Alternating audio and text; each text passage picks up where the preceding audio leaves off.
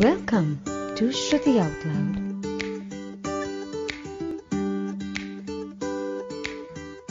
So, Nikita, Okay, how are you and how is your day going and how's your morning? Just tell me everything about it. I'm doing great. I had my adrak wali chai and I Aha. did my social media scrolling and I was just ready for this call. It's 11 a.m. Oh, right now, so most of the day is still left. uh, yeah, absolutely. You have got like the whole day left. So, what time do you usually wake up? What time do you usually start your day? Right now, everything is off the schedule. Like when I was not working from home, I would wake up at 6 a.m., prepare breakfast and everything, and head Right. for work. But right now we are sleeping at 2 a.m. Some days we are sleeping at 11. So it's all messed up Hmm. right now. Yeah, absolutely. So, before, actually going ahead with our conversation, let's talk about what the whole world is going through in this very moment. Yeah, this has So, been like the craziest thing. Not only our generation, even our parents had seen, or I would say even our grandparents never saw something like ab- this. absolutely, absolutely. And so, because, we actually never thought about anything like this, to be very honest. Like, Right. we have read a bit about Spanish flu, we have read a bit about the Black Death, but Mhm. that's about it. We never thought that we will have to sort of, go through the same thing in our own Right. lives. Right. And it seems like I don't know when all of this is going to end because around February I was like, it's not that much, it will get okay, we'll find a vaccine. But right now, Right. we are nowhere near the vaccine, and death's toll, I don't know how much it has reached. It's more than 60,000 in US alone. Yeah, yeah, yeah. US is actually in a very, I would say, in a very sad state right now. Right. So how are things? Where exactly in US are you based and how are things there? I am in Houston, and the lockdown has been extended till 20th May here, but it is more of like voluntary thing that if you think Okay. you are susceptible to that, you can stay at home. If you want to go out, you can go out, just wear mask. But people are not really following. Like when we go out to do groceries, and we go usually Uh-huh. once in 15 days or so. People are just Right. walking around. The restaurants have been open, so they are sitting out Oh, and eating. Yeah, really? right. Oh, that's quite strange actually, that even restaurants are open there and people are actually going there. So Yeah, people are going there, life is and absolutely normal. yeah, absolutely normal. The gyms are open, the pubs are open. So it's like a Really? free call. You take your own call. You decide for yourself what do you want to do. Oh, wow, that's absolutely crazy, I would say, for the lack of a better word. Yeah, it is crazy, I know. So, is it, I am just going to ask you something very personal here. So, Mhm. is all of this a little scary for you, considering that, how things are being handled there and how people are not taking it uh, as seriously as they should? Yeah, it is scary. And what I'm most scared of is what the consequences are going to be. There's going to be recession, and Texas is known Absolutely, to yeah. be a cowboy state. People have guns here, Hmm. so I'm also scared about the violence that it could turn into. So right now Yeah. it's very scary. Like it's scary all over the world right now, but where people are not listening, it gets like really mad. Absolutely, absolutely. Like here in India, few days back, the liquor shops, they Yeah, were, they were like, okay, you are allowed to open, and it absolutely went completely haywire, and people were outside. There was no social distancing.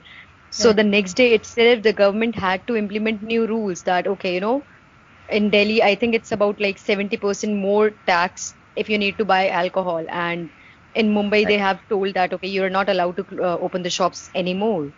Yeah. And there were jokes all around that these guys are saving the economy. Yeah. Oh, there was, one video where the guy is very passionately saying that, Yeah, I okay, know, you I know saw what, that. I am, yeah. So that was like absolutely crazy that, all right, sure. Like, we don't even know what to say, but sure, whatever works for you. Right.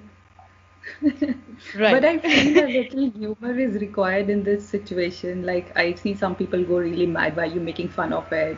This is not something to joke about. But life has been so stressful this year that we need something to laugh about.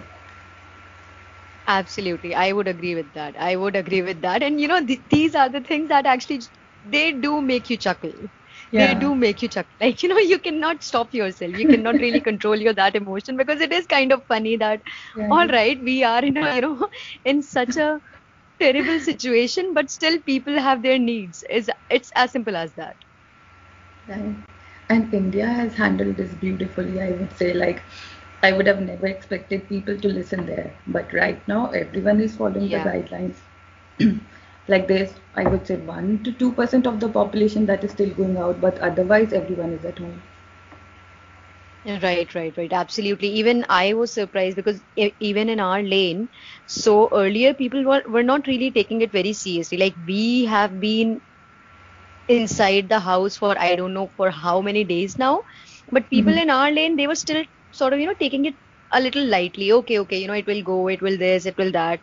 Yeah. But then gradually they started realizing the gravity of the situation, and then people of our lane, they took it upon themselves to barricade the whole lane.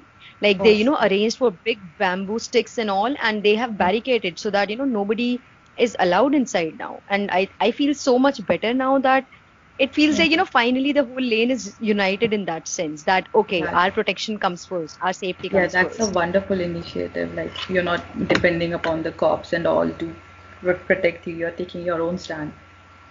Exactly. So yeah, that's what the whole world is going through right now for the audience who might, listen to this conversation God knows when. So this is year 2020 and we are in a conversation with Nikita and the whole conversation, the way it is going to go ahead, it is going to be about her life as an author.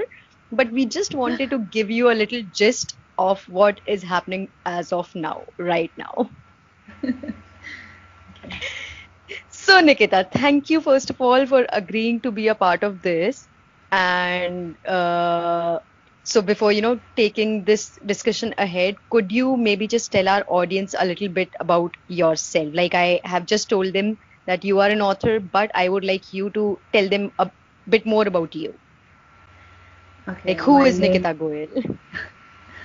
Okay, if I have to describe myself as a person, I would say I am a lover of life. I'm grateful for every breath that I take, and self-love is very, very, very important to me. I'm obsessively grateful, I would say. I look for the positive in all situations.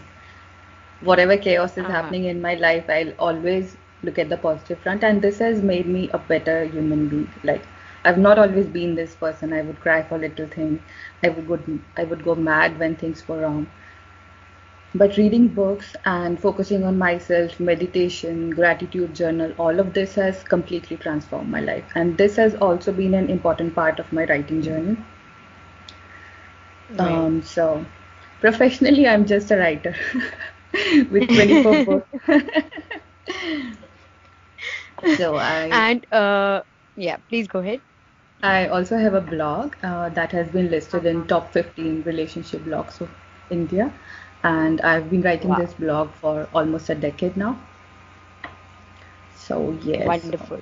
Wonderful. And for how long have you been writing? Like how many Um, years, give or take? it, 20 years, I would say. I started writing when I was 10 years old, and I used to maintain a journal for every year. I would religiously write down everything that is going on in my day at the end of the day, Right. and this became Uh-huh. kind of a habit. When I was 24 That's or a beautiful 25, habit. yeah, when I was Yeah. 24 or 25, I started this blog. Someone recommended it to me, and it Uh-huh. was a way of sharing my life with the strangers. So that was also a diary for me. I was just writing down whatever is going on in my life. So Eventually, publishers started contacting me that they would like to publish my work because I was also posting short stories and poems and Right. articles about life in general.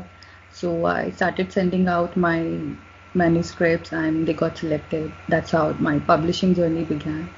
And right now I have 24 books in my name. My articles have been published in quite a few magazines and newspapers too. Wow, that's absolutely wonderful, I would say. Thank Absolutely you. beautiful, honestly. So, Nikita, how does it feel like being a published author? And you just mentioned that, you have 24 books in your kitty already. Mhm. So, do they also have a common theme?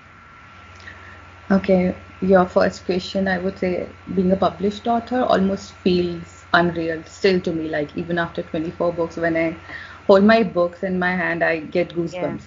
Like looking at my name Wow. printed on the book's cover page. It's surreal. It's so beautiful. And Yeah. I love that. common, Absolutely. yeah, common theme, I would say most of my stories revolve around a strong and powerful female character who's in conflict with the Mm-hmm. world. Or Hmm. if I could brief it more, it would be like yin and yang. Just when you Uh-huh. think everything is figured out, everything starts falling apart, and you have to rebalance. Right, right. So it's about finding balance in the chaos. Most of my stories have been about that. All right. So usually they have both of the elements, the chaos and then the peace. Yeah. Perfect. And so how long does it take for you to sort of, put your pen down and close a book with a satisfactory sigh where you are like, okay, I am done and yeah, Mhm. full stop. So how long usually it takes for the whole process to sort of, just be like, all right, yeah, this is good. Mm. It depends actually, Shruti. It can take anywhere between 30 days to a decade. So most of my books Wow, that have wow. been published, yeah, Uh-huh. like there are two novels in my collection that I've been writing for a decade now. So, Wow. and most of my books that have been published recently were also written like Huh? 6, 7 years ago. Oh, And wow. yeah, So it is obviously a very, and how about the poems and maybe the short stories? poems and short stories I keep writing down like whenever I have something to say or whenever a competition is going on or a publishers want me to write about a theme. So then I sit down and write. But most of the work, I would say 80% of it has already been written 5 years ago. Ah, all right. Wow, that's something, a new and interesting thing that I've learned about you apart from the conversation that we had on Instagram Live. So yeah, this is quite new and this is quite amazing actually. And the So satisfactory sigh is a myth, I would say. A writer can never be satisfied with his or her work. Like, I always look back and I'm like, yeah. I could have done better. Uh-huh. Yeah, absolutely. Because, in the end, because sometimes you just have to tell yourself that no, it's okay, it's all right, and yeah, this is the best. But eventually, possibly, when you'll again read it, maybe a few years Mhm. down the line or something, Yeah. you'll again have that thought, maybe I could change this. Right. And when you start Yeah. something, you are overconfident, I would say. You are like, oh, this is the best thing, and everyone is going to love it. And eventually, after a few years, you start seeing the little mistakes. Even I've seen grammatical errors in my earliest publications. I did not used to give much importance to the editing part. Right, So right, right, right. it's a complex process, I would say. You have to keep digging inside you to come up with new things. Absolutely. So, Nikita, I'm just going a little off board here because, I Mhm. have this question that I just got in my head. Mhm. So, you started writing like way back, and now you are here in 2020. So, Mhm. when you look back through all those years, how much you see yourself as, like the growth in you? Mhm. I So, would say complete transformation. Like I've seen, Uh-huh. like, I was not able to forgive people easily. If I look back at my diaries and even my earliest short stories and poems, it had a theme of revenge, I would say, or just like how could someone do that to me.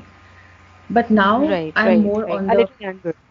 yeah, but now I'm more on of the let's let it go type. So I don't take things to my heart that much. I just let people go. So there has been and it's beautiful to look back at.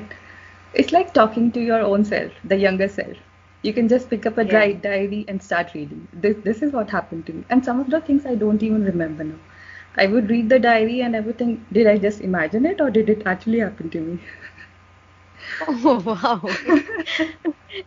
And does it happen with you that, possibly one of the times you are reading one of your old writings and Mhm. then you are absolutely amazed with the writing itself and you sort of, it's hard for you to believe that, okay, I wrote this. Has Yeah, that that ever happens too. happened with you? That happens too. And mostly it is when I'm extremely low in my life, that is when the Shakespeare in me comes out. Yeah. All right. That's quite interesting actually. Yes, because I actually thought that does that happen quite often with the writers that Mhm. when they look back on their writings and they ask themselves that whether it was really them who actually wrote this beautiful, absolutely amazing out of the how to frame it like out of the earth sort of the experience Right. that how could I frame this sentence? And if you just go with the flow without thinking about, because when you're writing a diary, you're not thinking anybody's going to read it. When you're writing for a publication, you still have all those voices inside your head that should I write this, should I not write this, would this be okay? But when you're writing a diary, you're just letting your thoughts Writing. flow. So that is when Yeah, there is no barrier and absolutely. everything just comes out. And it's always beautiful Right, like that. right. Yeah. So you have all these diaries from years ago, and Right. like all of that is there, and you can easily just basically go back to your childhood, any part of it that you want to, just go back to and just pick up that particular year and read about it. Right. That is my treasure. Like whenever Absolutely. I I feel can low, I'll imagine. just open up a diary and start reading. Like I've been through worse. This is nothing. Yeah, that's a very nice way to go, actually. So is there any particular year that you like going back to? That would be a difficult one because every year something or other kept happening. I Yeah, would say yeah, yeah, yeah. 2012 was really difficult for me, and that is when all my best creativity came out during that year. Uh-huh. All right. Hmm. Interesting. So, Nikita, would you say that you have discovered maybe some interesting writing quirk about you? Maybe something that you have realized or something that you have noticed and you did not really know that you had that quirk. Mhm. Okay, so um, it's that I find my muse during the darkest hours of the night. Like I would wake up at 2 a.m. and with an urge to write down a dream. Like I have very vivid dreams, and most of the times I don't wake up because I could be a professional sleeper too. I love sleeping, so that does not happen quite often. But whenever Okay. it happens, I try to write down whatever I saw in the dream, and Oh, wow. that is one thing I discovered about myself. So, do these dreams also eventually possibly influence some of your writing, would you say? Yes, some of them have been real stories that have been published. Like they are my dreams, Uh-huh. and I could remember the character's name. I could remember what they were talking to themselves, what they were thinking, and I transformed them into a story. Wow, that's absolutely beautiful, I would say. Wow. That's quite amazing actually. And the idea of, you waking up in the middle of the night when you just had a dream and actually making an effort to write it all down. I would say kudos to you. Like, absolutely. Like nobody that I know of has ever done that. Like people, like I remember my dreams mostly, but Right. I can never wake up in the middle of the night to just, write them. I cannot do that. I don't have that much. energy, I would say. But yeah, man, you are doing so well, I would say. But it gets really scary for people who are sleeping with me. Like I keep talking, and I remember one time my brother said that you were talking about सरसों के खेत. I was like, I said मेरे Oh, सरसों के खेत कहाँ हैं? oh, okay. That's quite interesting, actually. I hope these sarson ke khet can be seen in some of your stories. I think that came from DDLJ, I'm sure. Absolutely. Okay, so Nikita, what is your usually work schedule like when you are writing? Um, it's chaotic right now, I would say, because I'm not a full-time writer. I do freelance writing, editing, and social media marketing. So I have to take out time to write, and it does Uh-huh. not, I cannot sit and make myself write. Like it has to come from within. I should feel this urge to write down because if I try to sit down at a place and write, I would just end up staring at the walls. So this is a flaw as a writer. Like I cannot write whenever I want to write. It has to come from inside. Hmm. All right. So, what has been the weirdest place possibly where you just had to sort of write and you just went ahead with the feeling? We went to Utah for a long drive. It's mm, like a place where Native Americans live, and it was really a Uh-huh. meditative place for me. Like for miles All and right. miles, you could not see anything, just the sand, and it was a Oh, long drive wow. for a few hours. So that really made me think, Uh-huh. and I think I wrote down 5 or 6 poems that time. Oh, wow. And most of my inspiration Hmm. is when we are on long drive, I would say. Like, I don't know, there's something about long drives with me. So you are just there in the car and you're writing, as simple as Yeah, that. right. And my Oh, wow. husband So, has eventually become okay with it. Earlier, he was like, "Can you stop that?" And I'm like, "No, I cannot stop."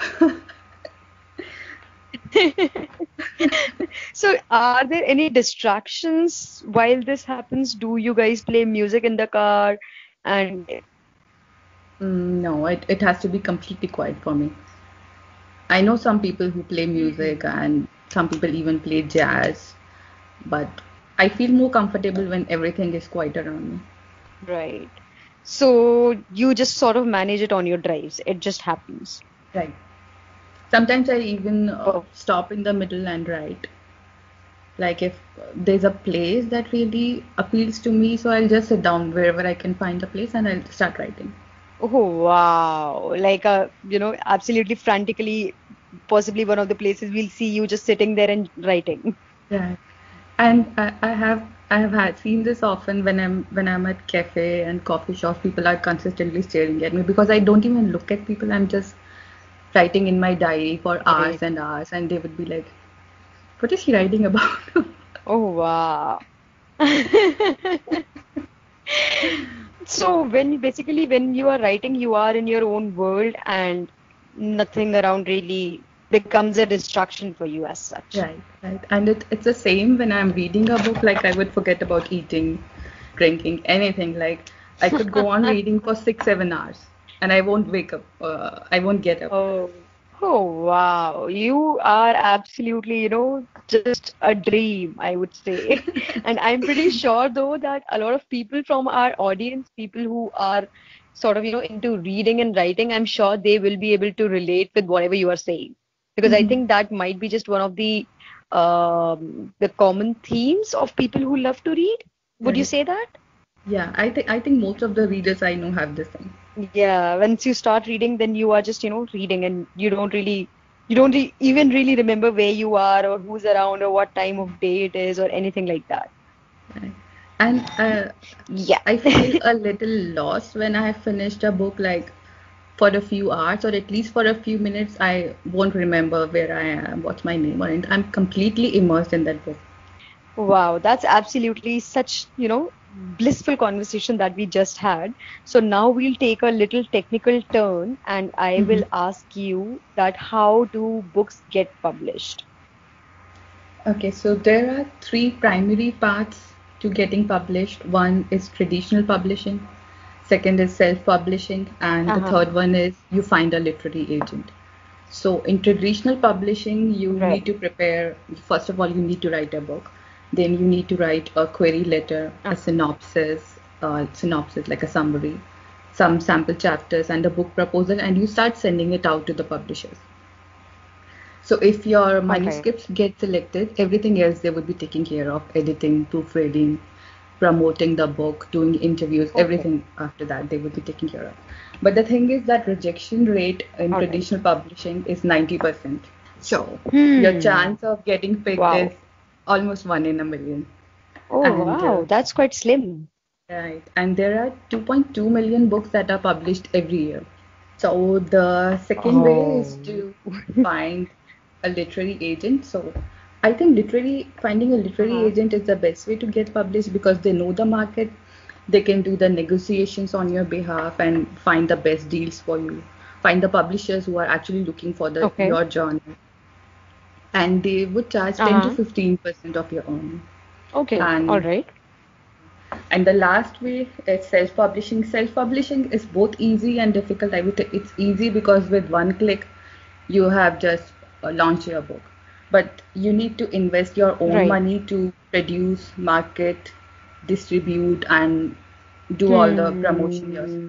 So it's like you are everything when you are self-publishing. You're promoting your book, you're writing your book, you are editing your book, you are going out to the bookstores and selling your book. So it's a difficult thing, Right. but you have the independence to do it your way. Hmm. So what, according to you, is the way that people are taking these days the most? These days, people are mostly going for the self-publishing because it's easy. You can literally publish your book in a day if you already have a collection. So, and right now it has Right. become trendy, I would say. Like being a writer is trendy right now because it has become so easy. Mm-hmm. You Mm-hmm. don't have to contact the Right. Right. publishers. You Right. don't have to find Absolutely. the. You just go online and you can publish your book. And this also creates an illusion for the aspiring writers that it is a quick way to achieve fame and success. But I would say if you're looking for Right. fame, money, and success, writing should be the last thing on your mind because it's a Yeah, very that's true. That's true. unrewarding job, and you lead under the job. You cannot just survive as a writer unless you have sold 1 million copies.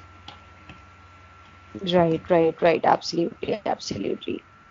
But also, I think from what I have seen, because I have been trying to find a lot of books online these days, and Mhm. possibly, trying to read the ebooks or the audible versions. So I think because of the self-publishing factor, Mhm. it is much more easier to maybe, find a lot of books of the topics that possibly you are interested in. Right. Like There are there's no limit to it anymore. Yeah, that on the positive side, that is the thing because when a publisher has is accepting your manuscript, he's going to look at the saleable content, like what is going to sell. They are not going to consider other things. Right. Right now, there are books about everything possible, anything you can think about. Completely agree with that.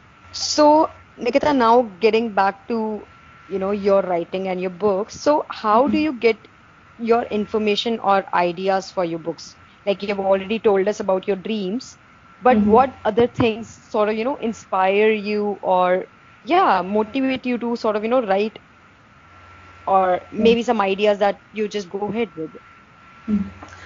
So, Shruti, everyone is a storyteller. Like, even when we are talking, we are always telling stories. So, we all have a lot of content, but it's about the courage to share it with the world. So, I found that courage and Mm-hmm. a way to expose my vulnerabilities and use it as an advantage. So, and also I Right. am an observer. I notice things a lot. Like I would even notice how you are drinking your coffee, how you walk, how you talk, and I Hmm. look at the eyes of people, what makes them excited, what makes them sad, what makes them angry. Like they could be something, saying something else, but their eyes are expressing something else. So that is where I generate the content. Hmm. Yeah, if you have to add a special quirk to a character, you will just browse the people around you. Look and around. look for a peculiar habit someone Yeah. has and just add it. Wow, that's absolutely. So, do you do that often? Yeah, I do that often, and sometimes people have called me back that why did you write that about me? Oh, that's quite interesting actually. So people do notice and they can relate. Okay, that's Yeah. me, I think. That's so are people scared of you at times? That Um, possibly yes, on bits or something and maybe, yes, yeah. yeah. So, when I write about social issues, and I'm more of a feminist type, so I'm always after the men who are not good with women. So, I've lost many Hmm. friends because of that. I've received Oh, threats really? from, yeah, I've received threats from people for writing that. And I'm also big on religion and Oh, spirituality, so most of my blog posts are about that. One of them was that all religions are look to women as inferior people, something like that. So mm-hmm. 90% of my comments were negative. How can you say that? How can you be against God and all that? So Oh, but that doesn't stop you. You say what you feel, and I think that's absolutely beautiful. Like, you are not here to please people, yeah. and I honestly telling you that, I'm feeling so proud of this fact that you follow your heart, and that makes me very happy. Because it's like I'm talking to a Please go friend ahead. on Please phone, they are going to continue. share whatever is going on there, but they're never going to share it on a social media platform because they're too scared of what people would Right, think or who would come after right, them. absolutely, absolutely. And So if you true, remember, so there true. was one incident of Goddess Durga at JNU. Something happened a few years ago. So I had written a post about that Yeah, too, yeah, and yes. yeah, they called something, and that was when I started losing friends. They were like, and a few of them even told me, "You're not the person we thought you are." And I just Really? thought to myself, it's okay, I'm growing. Yes, I'm not that person anymore. Oh, wow, that's absolutely like, it's so did it hurt you at any point of time? Did you try to maybe talk to some of them and explain your stand, or did you just let them go? I just let them go, Shruti, because you cannot make people believe in anything. You could say anything to them, you can show anything to them, but whatever they want to believe, they're going to believe it. I've tried it many times, but now I've realized that there is no point Hmm. of doing that. Yeah. Wow. So as you said that, your topics are quite in the direction of feminism. Hmm. So, is it more empowering in that sense, or how? Basically, I want, because now that we are on this topic, how do you define feminism? Like, what's your idea about it? Because there are, like, I think there are so many ideas floating around in the world right now. So, I just Right. want to sort of understand what is your take on it? In simplest term, I would say it's about equality, equality of opportunities, equality of rights, and just Right. equality. And it is so rampant all around us that sometimes we don't even notice these things. Um, a woman always has to cook, a woman always has to clean, no matter if she's also coming back at 8 p.m. at night. Um, all these things, Right, like right, right, right, right. especially in India, the girls are brought up this way that you have to take care of a family. Hmm. You have to, your goal in life is to have kids, marry someone. Like deep inside, this has been instilled in our minds to such an extent that it feels okay. Yeah, And that's so true. So true. most of the women I know, they won't ever talk back.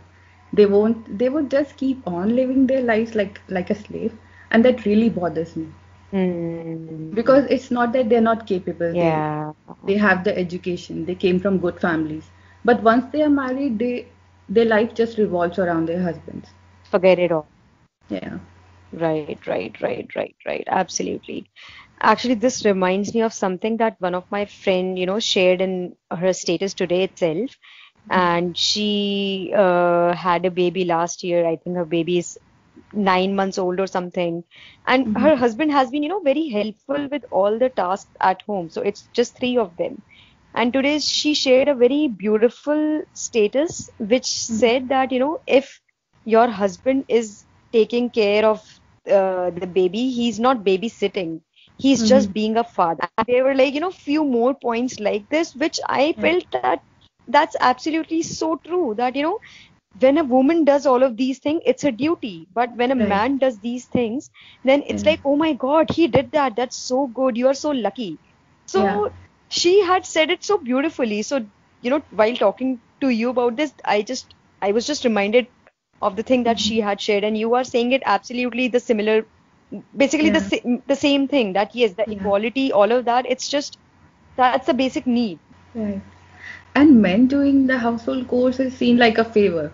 Like they have other important things to do, and if they are helping you doing it, they are doing you a favor. And it's not seen as the home belongs to everyone and the work belongs to everyone. Absolutely, absolutely. So we have talked about all the, the negative comments or something that people have said. Let's talk about the good things that people have said about your work. Like, I would love to listen to those, some of those comments that people said, and you Mhm. were absolutely humbled, and, Mhm. you were just like, okay, Yeah. thank you. You said thank you to maybe your own self for Yeah. creating something like that that empowered people.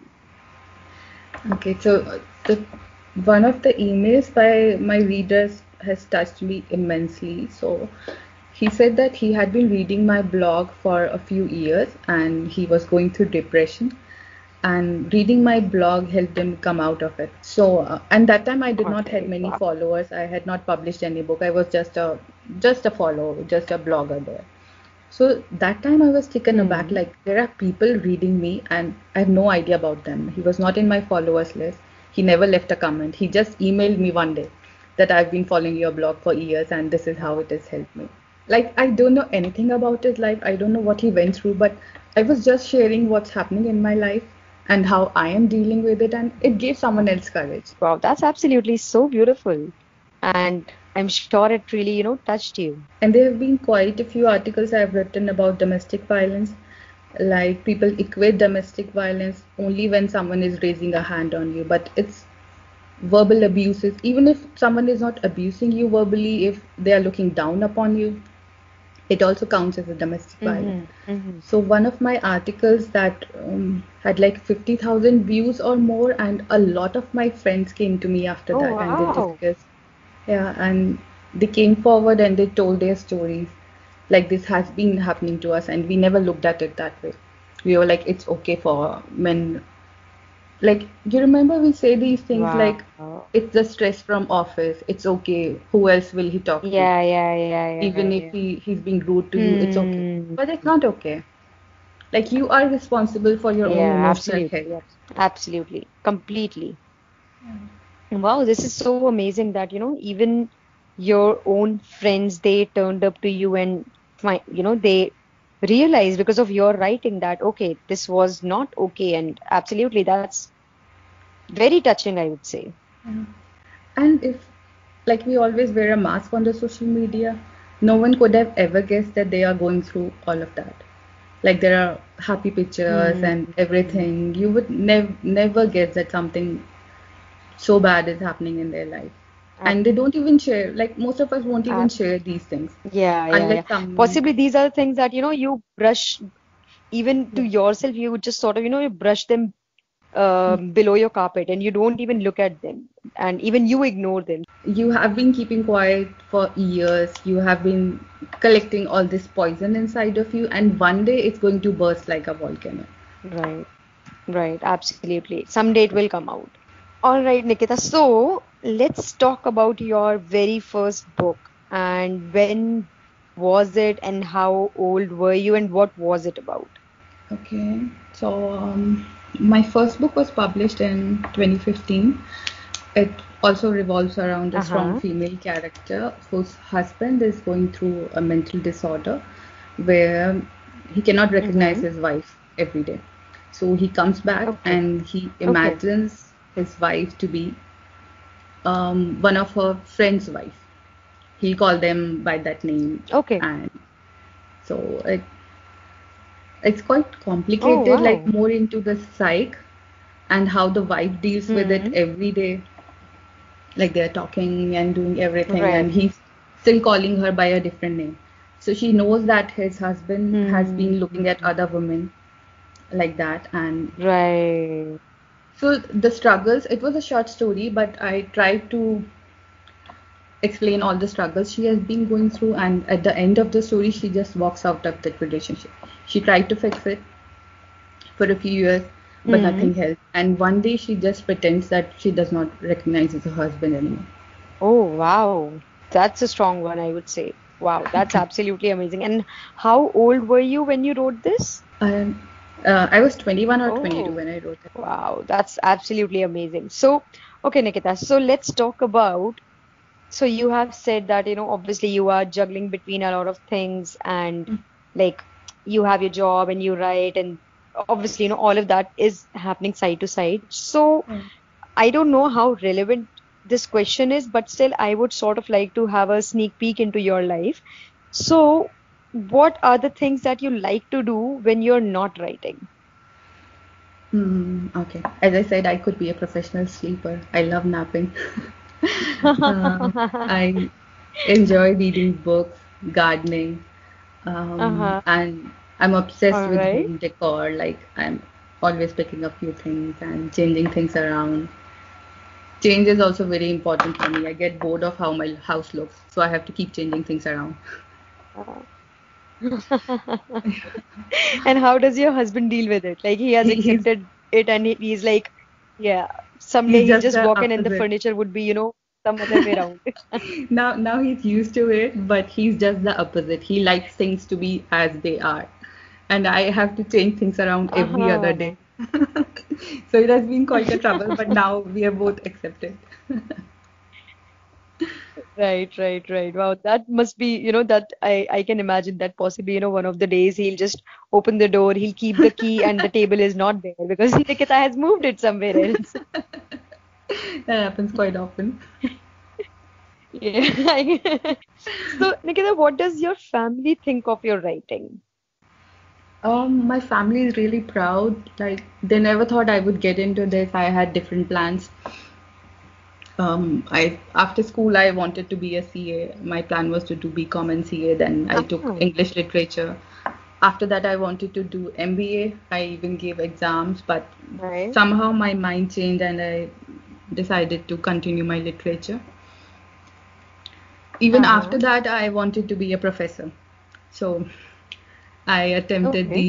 Oh, um, the exams and all that. Then I got married and we moved to this state. So all of those plans failed.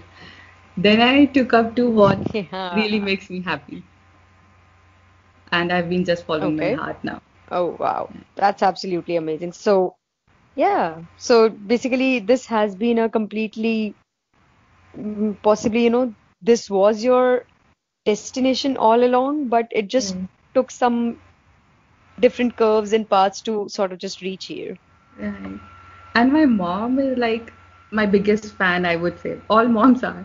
But she would not Uh-huh. talk to anyone without mentioning that her daughter is a writer. And I'm like, why do you have to tell everyone? Oh, that's so sweet. She's so proud of you. That just shows, All right. So now when we are talking about, family and all, so I am just going to say a statement and after that I'm going to go silent and you just take it ahead from there. So home away from home.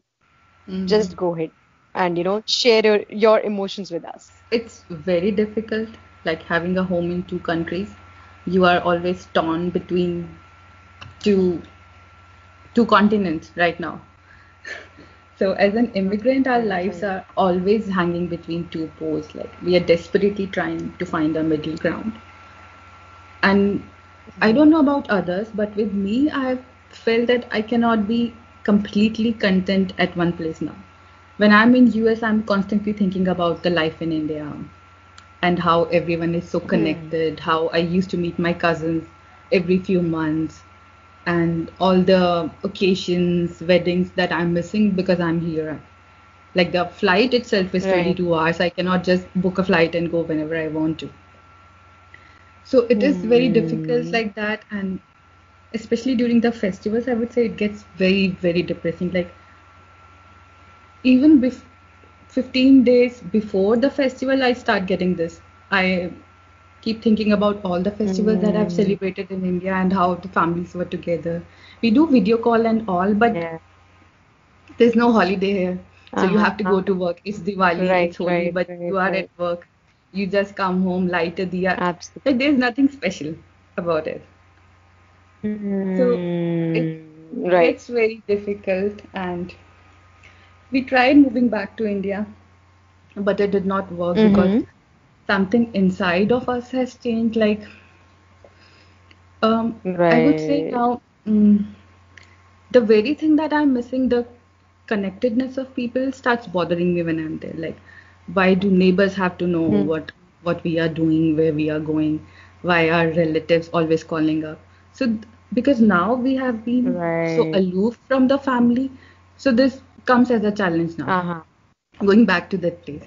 Right. Absolutely. On the positive side, I would say we have been exposed to the chaos, and it makes us a better human Uh-huh. being. And as I Right. moved abroad, I started appreciating every little thing. Like in India, we had servants and chauffeurs for help. I never had to clean up the dishes, wash clothes, or mop the floor. But when we moved here, we had to do everything because Hmm. everyone is doing everything on their own here. Like people are even fixing their furnitures on their own, self-dependent. Like in India, I used to Hmm. remember even if we had to change a bulb, we would just call up the electrician and he'll do that. Try to do everything on our own first, and only when if we feel like it won't happen, then we call somebody else. So this way, we have learned Right. quite a lot of things by doing on our own. And the Hmm. neighbors don't really care much who lives where and who they are. So you kind of learn to just be with yourself, and your relationship improves with Hmm. yourself and whoever you are living with because you get a lot of time to get to know each other. Yeah. And a phase I So don't how really cry. long have you been? Uh-huh. It's been 7 years now. When I first moved here, we were in California, Los Angeles. Then we moved to Houston. Ah, So yeah, okay. 7 years. But Hmm. I don't know if I should say this thing or not, but this still does not feel like home. And I've seen people who have Yeah. spent 20, 30 years in this country, but they still yearn to go back to India. Because I don't know, India is Yeah. That's. magic. And the more I stay Hmm. away from India, the more I fall in love. Absolutely. Like even if you look at the street vendors in India, they're happy for no reason. I don't know why. They have nothing, but they Yeah. are Yeah. They're happy. just happy. Yeah. Yeah. And here you even look at billionaires, they are still not happy inside. They would pretend to be happy, like everything is going great, but deep inside they're so hollow. They they don't have a family. They don't have real friends. Everything is fake. Well, that's a very, that's a very difficult spot to be in because obviously your heart belongs to some place, you belong to some place, and And yeah, the identity crisis, I think it's an ongoing theme for people who live away from their own countries, I would say. and you get this um, depressing, isolating feeling so often I would say. Like you have to constantly immerse yourself in something or the other. You have to join a class, do this, do that. Because when we are sitting alone and we are all by ourselves, we constantly think about what we are doing with our lives. Like our parents are there, we are Hmm. here. They are constantly thinking about us, we are constantly thinking about them. And it is very difficult to, Hmm.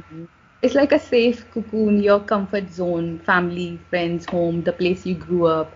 You know everyone. You know if you are Yeah, in trouble, somebody or else is going to help you. But right now it's like completely new country. it's you.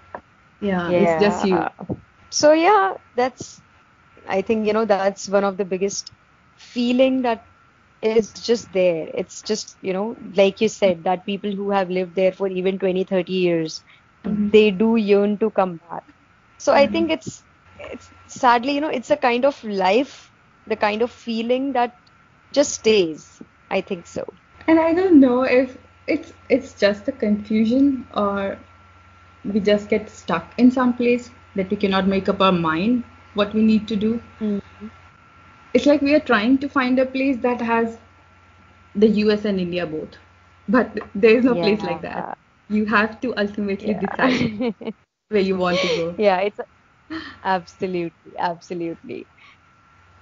Yeah, so even I have few friends who have been living there for quite some time now, and then they always said that no, no, no, we'll come back, we'll come back. Mhm. But because they have been living there for so long that it gets difficult. Like every time we are talking, they say that, yeah, I do want to come back, but I don't know how. Yeah. And I think this feeling is very, it's very, I don't even know how to say it. It's very difficult to have this feeling. I get very emotional when Exactly. I talk about this. Like, I there are some days I just want to pack my bag and go back and let's see Yeah. whatever is going to happen. Yeah, I'm sure. I'm absolutely sure that because this is a constant feeling. Like Yeah. a lot of people from my family also, they live in different parts of the world and they try to come back every year, and every year it's the same thing that no, Right. I will come back.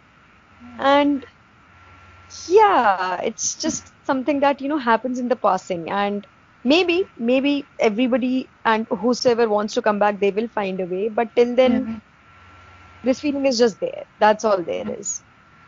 And everything is like completely opposite, Shruti. Like, whenever someone comes to our house in India, first of all, we'll give him a glass of water, right?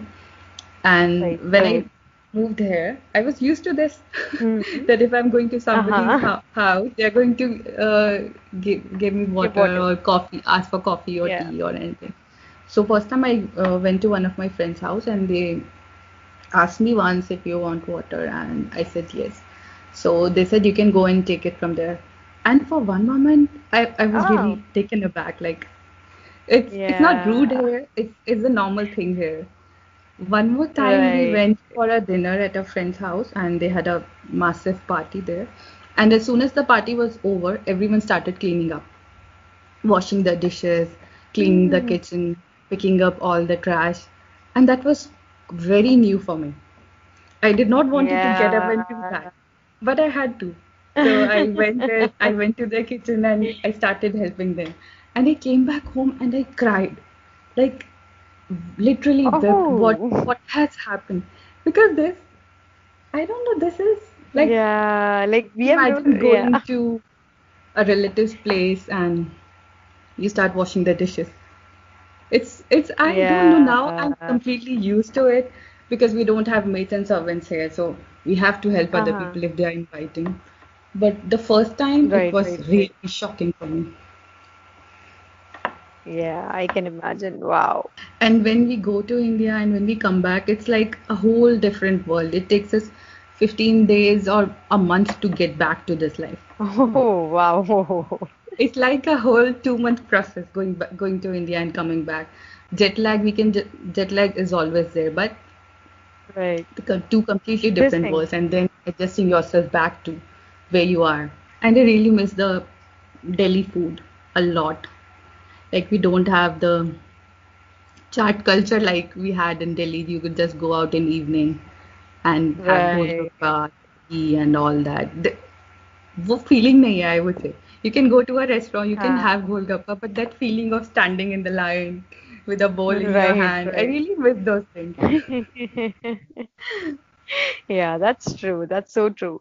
So, Nikita, let me ask you one thing that so now when you come to India, are you one of those people who are a bit, skeptical about going out and eating street food now, or are you still the same? No, I'm a full desi. Okay. Right from the airport, I'll go and have my golgappe. Okay, all right.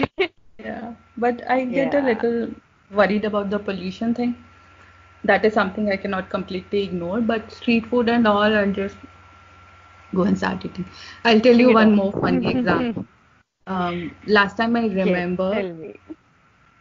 we had momos for 20 rupees or something. Last time I went to India was 2 years Uh-huh. ago. And I Okay. just took a 20 rupee note with me and I went to the market to have the momos. And now it has become 60 rupees. That was such a big shock for me. What just happened in 2 years? Yeah, things are changing, changing here also. So Yeah. possibly 2, 3 years again when you'll be, you'll come back, you'll again see something new. And you actually notice all the changes because if you are living there, you won't notice these things. But when you come back after Mm, a year or two, you're going to notice every little detail. Like all the absolutely. graffiti on the walls that near the Khan Market area and all, that's so beautiful. And the traffic condition, the two things that really bother me are the pollution and traffic. Otherwise, uh, I love everything else. So I think that was an amazing discussion about, home away from home. And now coming back to your life as an author. So what do you think makes a good story? I would say simplicity. A simple story is a really good story. Like your main purpose is to connect with the readers to make them feel something. Uh-huh. Like I've known people who pay too much attention to the plot, the structure, the characters and all that, but I feel you just have to speak your heart. This is what I think. If it's coming straight out of Hmm. your heart, it is going to connect to people. It's a law, it has to. So not paying too much Right. attention to using the right words, making the plot interesting and adding the action, drama and all that to the story. Just speak your heart. I think that makes good. Nikita, what do you think are the common traps for aspiring writers? Although I think in the previous question you have already answered few of the things, but what other points would you like to sort of, add to it? As I said, it has given the aspiring writers the illusion of quick success, fame, and money. Mm-hmm. They're not giving the story the time it deserves. Like most of the aspiring writers are in a hurry to get published, so they just write their own story and put it out there. But I feel the story tells a story itself if you give the time to it. If you keep on Hmm. reading it again, you'll come out with something. You'll come out with a dialogue. You'll come out with a new character you can add to it, and it keeps on improving itself Right. if you give it some time. So second would be do not be in Right. a hurry to get published. And I feel that Hmm. a writer has to be a reader. It's a must. Like you have to read at least 100 books before you publish your own. It's like a bread for a writer because the more you read, the more you understand how to write. Lastly, I would say edit ruthlessly because I was someone who did not give much importance to editing, but it really helps. Hire an editor, Hmm. or if you can find a friend who Right. has been doing this, just make people read your work Hmm. and graciously accept the criticism. It's difficult to when you have other people telling Hmm. you written that part better or you could have deleted this Uh-huh. one, but that part is really close to your heart. You don't want to delete that, and that has often happened with me. Like my editor would say, "No, you have to delete it. It's not it's out of the story. It's not making sense."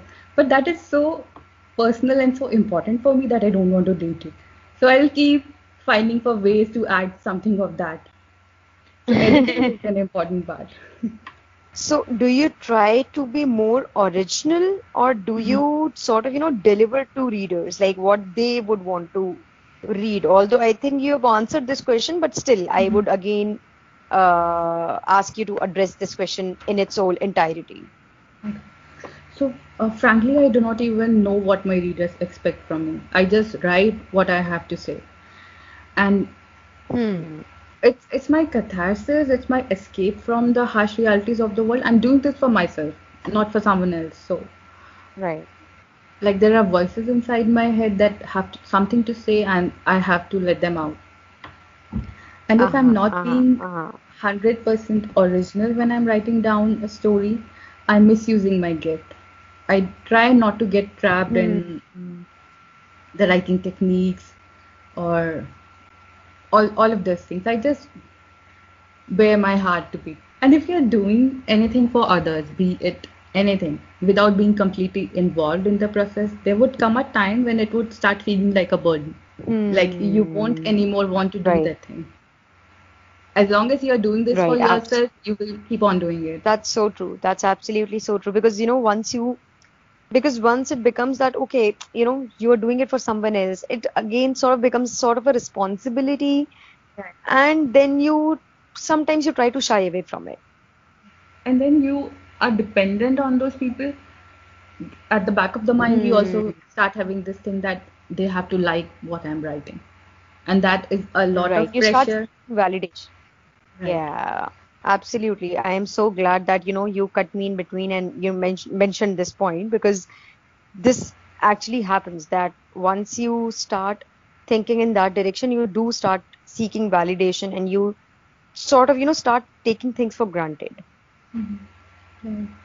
So it's always better when it comes from your heart. You have to enjoy it. That's it.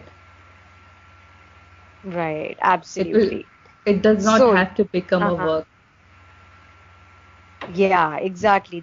I think that's what it should be like. Writing should be just that, yeah, you are writing. So, Nikita, before I let you go, I have just one last question from you, and then we can talk about some tips that you can give to people. Mhm. And the last question is that if you could tell your younger writing self anything, Mhm. what would it be? Um, I would say do not listen to the internal editor, the constant Uh-huh. annoying voice inside that says, "Don't write this. They're going to judge you. It's embarrassing. How can you tell other people that?" Because I used to pay a lot of Uh-huh. attention to all of that, and that is when I used to feel a creativity block. Like now I cannot write anything because I'm too conscious of what I'm telling the world. Do you think you have sort of, completely worked on that point now, and now you just write and that inner editor is sitting silently, maybe, sulking over all of these things? Would you say that? I'm still working on it. The annoying voice keeps coming back every now and then, but I try and like I would tell myself that I'm writing this only for me. I'm not going to share it with anyone. And eventually, after a few months or years, I'll just send it out to the publisher. Okay. That's a good way of, fooling your inner writer, I would say, inner editor. Yeah. And oh no, no, no, this is just for me. This is just for me. It's not going out. You relax, you chill. And then suddenly, woof, it's out. Yeah. That's a good way. That's a very good way. I have to say this. So now, Nikita, now we are towards the end of a beautiful and absolutely amazing conversation, and I loved every second of it. And I absolutely loved that you talked absolutely about everything, and you did not stop yourself, and you just went ahead with it, and you were out in the flow, and I absolutely loved it. So Shruti, the credit goes to before you I let you, entirely. Like, I'm so grateful for this opportunity. And I feel like we are just having a normal conversation. It does not feel like it's going to be out there. People are going to listen to it. I feel so comfortable talking to you, even if we are talking after a decade. Like, we I just came know. out of the college, or we are still in the college. Yeah, actually, it actually feels like that. And I'm so glad that this conversation is just going so smoothly and it's just happening. The questions, the answers, it's just the flow is so beautiful that this conversation could actually, just go on forever. And I think even after this call, I think we should connect often and we should definitely talk often. Yes, 100%. I really think so. And whenever you are coming to India this time, just let me know and, let's go out for a coffee or something together. Yeah. But I'll take my diary and pen with me. Oh, please do. Please do. Please do. I would love to, see you in your act and possibly I'll just be sitting and possibly, I'll be looking at you. Okay, that's how she does it. So that would be nice. So Yeah. now, before I let you go, are there any tips that you would possibly want to, share with our audience who like writing or who want to write or maybe are too shy to go ahead with whatever they write, or maybe Yeah. their inner editor, keeps telling them, no, don't Mhm. do that, and they keep listening to it. Yeah. So please just go ahead and Okay, so the first say it. tip Yeah. is just write. You have to write it down before you can think about publishing it. The first step is to just write it down because right now the stories are just inside our heads. We have not even put it on the paper. The publishing part and the sharing it with the world will come after that. First of all, you just write it down. I'll share a quote. There is nothing to writing. all you do is sit down at a typewriter and bleed. Wow. So Wow. That's everybody, absolutely so beautiful. yeah, and everybody has a story to tell, but not everyone has the courage to share it with the world. So my second tip would be brave and just chuck the world. Don't think about the world at all. And our first impulse is not even to think about the world, it is to think about what our friends will think, what our relatives are going to think. So once you Hmm. have crossed that boundary, then it's a whole entire world waiting to listen to your story. Because the fear of Hmm. being judged is a massive hindrance to writing. Yeah. Because exposing yourself is a difficult thing.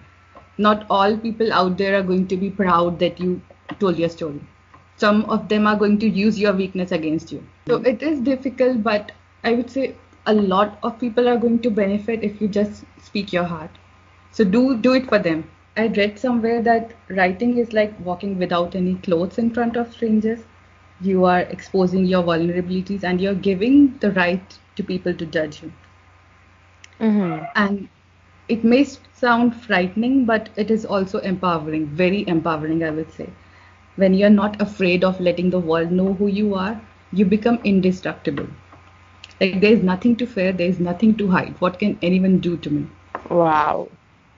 That's absolutely beautiful, Nikita. The Go ahead. last tip I would say, forget about using the right words, creating the right plot, and creating multi-dimensional characters, because all of that would come at a later stage. You will need years and years of experience to reach that stage. Right now, just write down whatever comes to your mind. Wow. I think people, if they actually, write down these tips and just start writing, I think they have already, started their journey. So you have done it absolutely beautifully, and I'm sure that this conversation is going to inspire a lot of budding writers. Hopefully, there will be a lot many more blogs. And to be very honest, Nikita, I am inspired by you, and because I love writing, but somehow I always got so busy that it always just got delayed. But Mhm. honestly, you are my inspiration, and I have decided to restart my blog and start writing once Awesome. again. Awesome. I would love to read your blog. I think you had started a blog sometime before, and I remember reading it. Or, Yeah. It was like years ago, and then I just stopped. Basically, I was still writing poems because I write poems quite a lot. Mhm. So I was still writing, but I wasn't adding anything to the blog anymore. But honestly, after having that Instagram live session with you, I am completely inspired to walk down that path once again and just start writing. Just I am going to be the first person to follow all of these tips that you have shared. I'm so And yes, happy to hear that, Shruti. And you've inspired me to just go out there and let people listen to me. Right now, they have just been reading me, but I was too conscious of going out there, being on live or speaking. But right now, I feel much more confident because of you. I am so glad. Honestly, I think this the whole exercise of this episode of Shruti Out Loud, it has given both of us something new in our lives. And Yeah. that's the whole idea, basically, behind all of this series that I am doing. This is the whole idea. Lots of love, Shruti. Thank you so much. Thank you so much, Nikita, once again for sparing out more than an hour for this conversation. And I hope to possibly, with one of your, whenever, just let me know whenever one of your books will be getting published. And we would love to have you back here again and talk about whatever you're bringing to this And amazing world. with you, I can go on, and I'm not much of a talker. Like my phone conversations are 5 minutes, 10 minutes, maximum 15 minutes. I am so glad, honestly, I'm so glad that I am just being that listener and I'm listening you talk and talk about all those amazing episodes that you have had in your life, your inspirations and everything basically. So thank you once again and have an amazing day, and just keep me updated on your upcoming books and everything that is there to be read. Okay, and I'm waiting for your blog. Perfect, I will share the link with you. You will be the first person to get the link. I promise you that.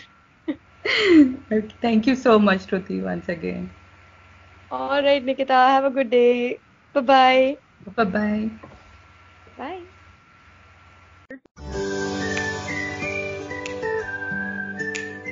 Thanks for listening. Don't forget to subscribe.